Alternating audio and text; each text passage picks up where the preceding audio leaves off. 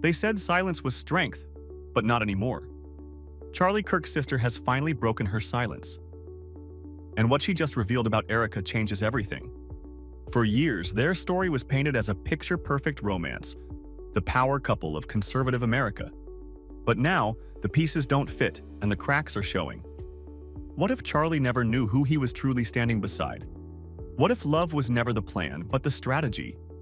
From secret family connections to shocking leaked messages, we're diving into a story that feels less like a marriage and more like a mission.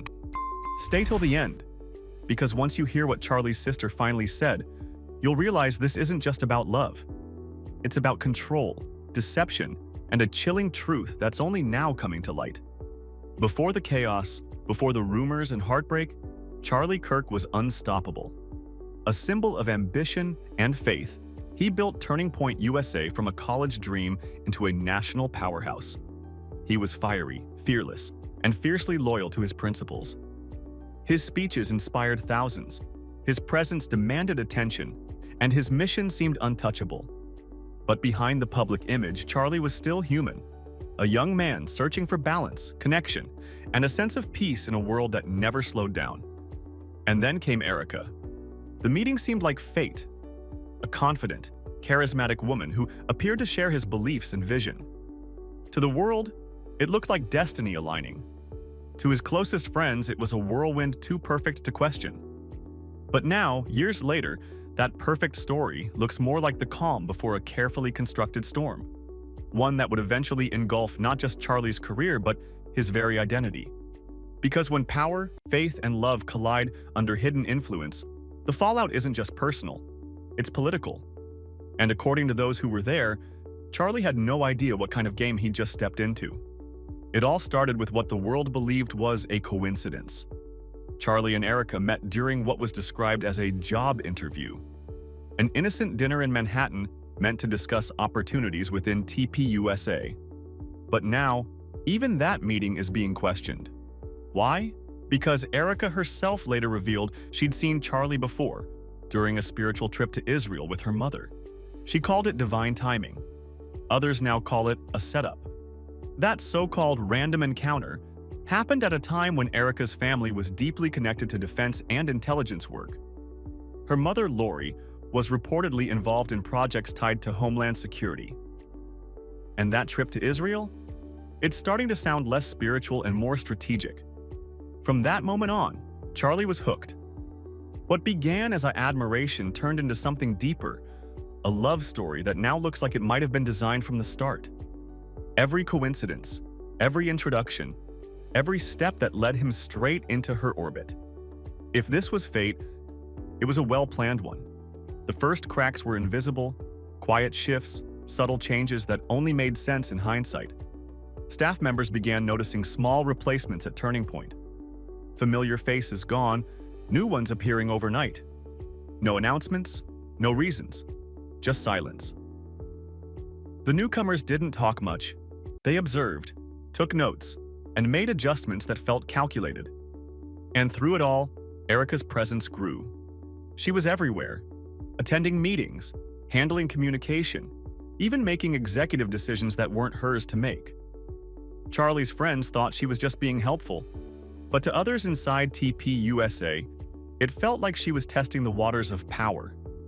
Then came the strange requests, background checks on approved staff, rerouted internal emails, and unusual data access. It was quiet, deliberate, and eerily professional. Looking back now, insiders say it was the first sign that something much bigger was in motion. But Charlie didn't see it. Not yet. As months passed, Erika was no longer behind the curtain. She was at the center of it. Reports suggest she began speaking for Charlie during public events, issuing orders and reshaping the organization's tone. To the public, she was the perfect supportive partner. To insiders, she was rewriting the playbook. One former staffer described it bluntly. She wasn't waiting for approval, she was giving it. When Charlie questioned her, she reportedly brushed him off, saying everything happens for a reason. That phrase, "nothing is coincidence," became her trademark. People who once admired her started whispering. The organization that once ran on charisma now felt cold, controlled. It wasn't leadership, it was quiet domination. And before long, Charlie wasn't leading Turning Point anymore. He was surviving it. Behind the cameras, behind the headlines, Charlie's tone had changed. He began confiding in his sister, Megan, through private messages. In one alleged leak, he wrote, "I don't even feel like I know her anymore." Those words landed like a thunderclap. The family's choice to keep distance from the high-profile Arizona memorial wasn't coldness, it was protection. They were preserving what remained of his voice, waiting for a moment they could speak with clarity. Now that Megan has finally broken the silence, her perspective reframes years of whispers, the missed dinners, the offhand comments, the quiet requests that made staff uneasy. This wasn't merely skepticism, it was structural concern that Charlie's personal life was bleeding into the architecture of power around him. And when a family who loved him chooses restraint over spectacle, you'd better listen. Peeling back Erika's public biography reveals threads that don't knit neatly into a simple humanitarian portrait. Her mother, Lori, and father, Ken, aren't background characters. Public records and filings place them in industries that touch defense and federal contracting. Lori's name appears tied to tech ventures positioning at the intersection of private security and government projects. Ken's shows up in research directories and business filings linked to military suppliers. The Romanian Angels nonprofit, once promoted as a charity to help vulnerable children, sits uncomfortably at the center of this web. Its operations near military zones and historically unstable regions raise questions many reporters haven't fully chased. Why locate a youth outreach program within a defense-heavy corridor? Why would the organization's founder abruptly remove her own name from public materials? Critics point to the odd overlap between humanitarian branding and strategic geography. Supporters insist outreach often requires operating where needs are greatest. But combined family defense ties, erased public footprints, and a charity positioned next to sensitive installations, and the coincidences begin to look engineered. Whether these links imply malfeasance or merely powerful networks converging, they deepen the mystery. Who really benefits from this alignment, and why was Charlie placed, willingly or not, at the crossroads? When tragedy struck, the machine moved with unsettling precision. Within hours of Charlie's passing, a tightly choreographed narrative emerged. Statements, memorial dates, and the rapid announcement of a new leader.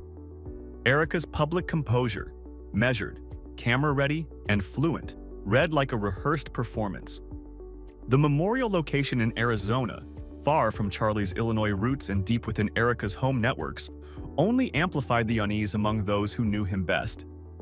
Family members were notably absent from many public moments. Their silence was mistaken for acquiescence, but insiders now say it was deliberate. Critics online began to map timelines. Overnight staff changes, swift promotion announcements, and polished PR messaging that skipped messy private grief in favor of control. Rumors proliferated, some darker than others, about interventions by powerful allies. Even whispers of expedited processes or influence over how and when events were managed. None of these claims are proven, but the optics are damning. A sudden, clean pivot from mourning to corporate continuity that felt less like natural succession and more like a plan clicking into place. When grief is packaged like a press release, people start asking who wrote the script and who stood to gain most from its lines. Now the silence fractures. Megan's decision to speak changes the tone of the entire story. This is not merely tabloid conjecture anymore. This is a family member pushing back against a public narrative. Her words, simple and devastating, cut through the spin. He had no idea. That claim reframes every coincidence, every expedited promotion, and every removed name as something that needs explanation. Megan isn't issuing accusations without care. She's asking for accountability and answers that only those closest to the truth can demand. Her revelations don't close the case, they reopen it. They invite investigators, journalists, and the public to re-examine timelines, vet documents, and ask the uncomfortable questions previously shrugged off as tragedy logistics. As the online community amplifies leaked messages and old staff accounts resurface, the structure erected around Charlie's legacy looks less stable. This moment, Megan stepping into the light, acts as an accelerant. More sources may feel empowered to come forward, and more records may be re-scrutinized. For everyone watching, the takeaway is stark.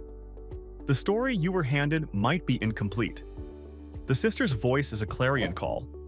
Expect more disclosures, more contradictions, and a fight to reclaim the narrative of a man who, by all accounts, didn't know the full shape of the life he'd been placed into.